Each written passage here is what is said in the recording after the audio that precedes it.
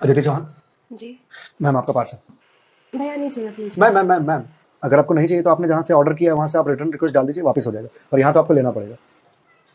ठीक है दीजिए। मैम हाँ एक गिलास पानी मिलेगा? भैया आप कहीं और पी लो पानी प्लीज। मैम बहुत ज़ोरों की प्यास लगी है। ठीक है लाती हूँ।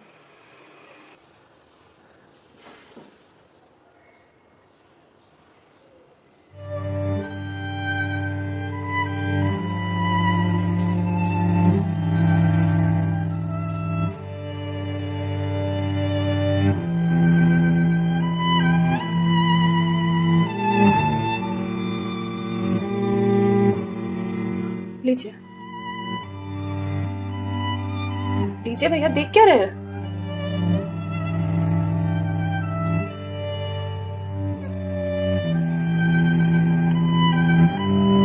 मैम आपको कोई दिक्कत है? मतलब आप किसी परेशानी में हैं? भैया पानी पीकर ग्लास दीजिए आप। मैम छोटा मुँह बड़ी बात कह रहा हूँ, पर अगर आप किसी परेशानी में हैं तो आप मुझे बता सकती हैं। भैया आप पानी पीजिए, ज्यादा समाज सेवी मत बनिए। मैम दुख बांटने से कम होता है। अच्छा, और आपको किसने कहा कि मैं दुखी हूँ? मैम अगर आप दुखी नहीं हैं तो फिर वो फंदा क्यों लगा रखा है? मैम मैंने सुना है खुशियां बांटने से बढ़ती हैं और दुख बांटने से कम होता है। मैम बड़े से बड़ा दुख कम हो जाता है अगर आपके पास कोई सुनने वाला हो। मैम प्लीज मैम रोइए मत मैम। मैम देखिए ये तो मुझे नहीं पता कि आपको क्या परेशानी है, पर अगर आप मुझे बताएंगे तो शायद मैं कोई सोल्यूशन निकाल पाऊं। नहीं, कोई मेरे लिए कुछ नहीं कर सकता। मेरे पास अब मरने के अलावा कोई ऑप्शन नहीं है। मैम ऑप्शन तो ढूंढने से मिलता है ना। आप एक बार मुझे बताइए ना, शायद मैं कोई जीने का ऑप्शन ढूंढ पाऊं आपके लिए। क्यों बताऊं तुम्हें? क्या कर लोगे तुम? मैंने बोला ना, मेरी हेल्प कोई नहीं कर सकता है। मैम आप अगर मुझे नहीं बताएंगे तो मैं वैसे भी कुछ नहीं कर पाऊंगा, पर अगर आप मुझे बताएंगे तो शायद मैं कोई हल निकाल पाऊं। और अगर कोई हल नहीं निकला तो आप तो वैसे भी सुसाइड करने जा रही थी, तो जाने से पहले अपना दुख मुझे बताते जाइए प्लीज। Please ma'am.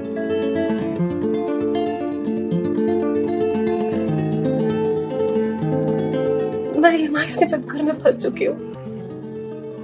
मतलब मैं कुछ साल पहले एक कोर्स के लिए मैंने लोन लिया था, फिर उसके कुछ वक्त के बाद एक और लोन, और ये लोन का सिलसिला यूं ही चलता गया। इस महंगाई के जमाने में पैसे की जरूरत तो हर किसी को पड़ती है, मुझे भी थी। मैंने प्राइवेट कंपनी से भी लोन लिए, ज्यादा ब्याज पर, और अब मैं उन्हें चुका नहीं पा रही हूँ। क्यों मैम, आपके पास जॉब तो होगी ना? जॉब थी, पर मैं जिस कंपनी में जॉब करती थी उस कंपनी ने मुझे ये कहकर टर्मिनेट कर दिया कि फाइनेंशियल लॉस के कारण वो मुझे और मुझ जैसे कुछ एम्प्लॉयज को सैलरी नहीं दे सकते। तो मैम आप किसी और कंपनी में ज्वाइन कर लो, बहुत सारी कंपनीज हैं यहाँ तो। तुम्हें क्या लगता है मैंने अप्लाई करने का ट्राई नहीं करा होगा? जॉब नहीं खोजी होगी? बहुत की थी, पर इस रिसेशन के जमाने में जॉब मिलना कितना मुश्किल है ये तुम जैसे डिलीवरी बॉय को क्या पता। आई एम सॉरी मैम, शायद आप सही कह रही हैं, मुझे इस बारे में कोई जानकारी नहीं। जॉब जाने के बाद मेरे से चीजें हैंडल नहीं हो रही हैं। बैंक से रोज कॉल्स आती है ईएमआईज़ भरने के लिए, और प्राइवेट कंपनी वाले फोन कर करके धमकियां दे रहे हैं। मैं इस लोन के जंजाल में फंसती चली जा रही हूँ, और अब मेरे पास सुसाइड के अलावा कोई और ऑप्शन नहीं है। मैम ऑप्शन क्यों नहीं है? आप ये बात अपने घर में बता सकती हैं, अपने पापा को बता सकती हैं। नहीं, मैं ये बात अपने पापा को नहीं बता सकती। क्यों मैम? मेरे पापा रिटायर हो चुके हैं, उनके ऊपर पहले से घर की बहुत रिस्पॉन्सिबिलिटीज है। वो मेरी शादी के लिए पैसे भी जोड़ रहे हैं। मैं उनसे किस मुंह से पैसे मांगू? मुझे पढ़ाने के लिए, बाहर भेजने के लिए उन्होंने ना जाने रिश्तेदारों से कितने ताने सुने होंगे, और अब जब मैं उन्हें ये जाकर बोलूंगी तो लोग क्या कहेंगे? मैम पैसे आपको अपने पापा से मांगने हैं या लोगों से? पापा से लेने हैं। तो फिर अब लोगों का क्या है? लोगों का तो काम है कहना, वो तो कहते रहेंगे। पर मैं किस मुंह से जाके अपने पापा को ये बोलूं? किस मुंह से मांगू पैसे उनसे? जिस उम्र में मुझे उनका बोझ उतारना चाहिए, सहारा बनना चाहिए, उस उम्र में मैं उन पे ही बोझ बनूं?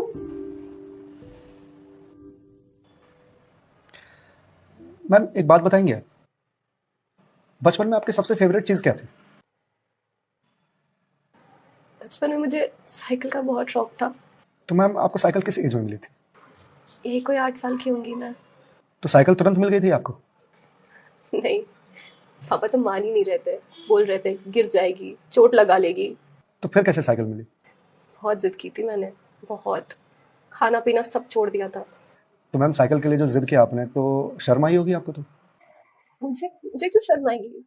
पापा है वो मेरे, उनसे जिद नहीं करूंगी तो किससे जिद करूंगी? तो मैम जब बचपन में साइकिल के लिए जिद करने में शर्म नहीं आई तो अब क्यों आ रही है? मैम अभी आपने कहा कि आपके पापा आपकी शादी के लिए पैसे जोड़ रहे हैं और आप तो यहाँ सुसाइड कर रही हो, तो वो उन पैसों का क्या करेंगे? या उन्हें यह जानकर बहुत खुशी होगी कि उनकी बेटी ने शादी का बोझ हल्का कर दिया उनके सिर पर से। मैम आपको मालूम है हमारी जनरेशन की दिक्कत यही है कि हम अपने आप को इतना बड़ा समझ लेते हैं कि हम अपने पेरेंट्स से ही अपनी बात छुपाने लगते हैं। कभी ये कहकर कि पापा मम्मी नहीं समझेंगे, या कभी ये कहकर कि मैं उन्हें परेशान नहीं करना चाहती, या कभी ये कहकर कि हम दोनों की सोच नहीं मिलती है। एक बार आप अपनी दिक्कत अगर अपने पेरेंट्स से शेयर कीजिएगा ना, तो आपको जीवन में फिर कभी सुसाइड करने की जरूरत नहीं पड़ेगी, या मेरे जैसे किसी अनजान से अपनी बात शेयर करने की जरूरत नहीं पड़ेगी। प्लीज मैम एक बार शेयर करके देखिए, उनसे बेहतर दोस्त इस दुनिया में कोई नहीं हो सकता। प्लीज मैम एक बार ट्राई कीजिए, प्लीज मैम।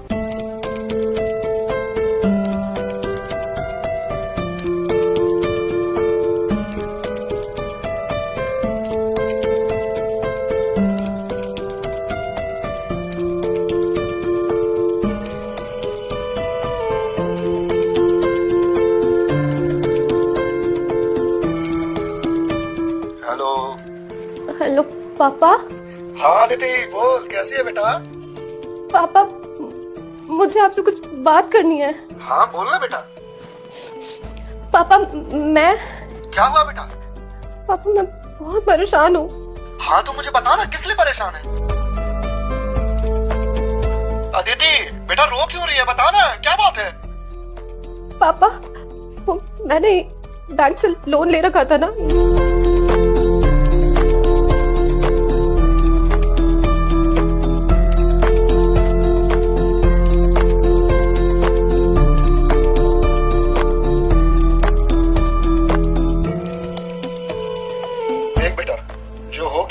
सो हो गया, तू चिंता मत कर, मैं हूं ना, अभी तेरा बाप जिंदा है, मैं काम करता हूं, मैं कल ही तेरे पास आता हूं, तू बिल्कुल भी चिंता मत कर। हाँ पापा आप प्लीज आ जाइए। देखा मैं, आपके पापा आपके एक फोन पर यहां आने को तैयार हो गए और आप इतने दिनों से अकेले सफर कर रहे थे। मैम मम्मी पापा से बढ़िया दोस्त कोई हो ही नहीं सकता, आप एक बार उन्हें दोस्त बना करके तो देखिए। आप सही कह रहे हैं भैया, मम्मी पापा से अच्छा दोस्त कोई नहीं हो सकता है। Thank you. It's okay ma'am, ये लीजिए ग्लास। वंस अगेन भैया, thank you so much. It's okay ma'am, bye. Ma'am जी मेरे पास आपके लिए कुछ है, ये रुकिएगा, मैं थोड़ी देर में आता हूँ।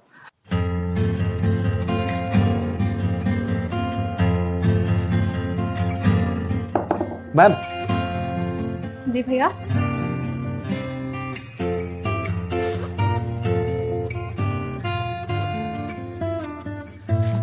मैम ये आपके लिए भगवत गीता। जी मैम। मैम 2020 का साल मेरे लिए बहुत बुरा था। कोरोना में मेरी जॉब चली गई।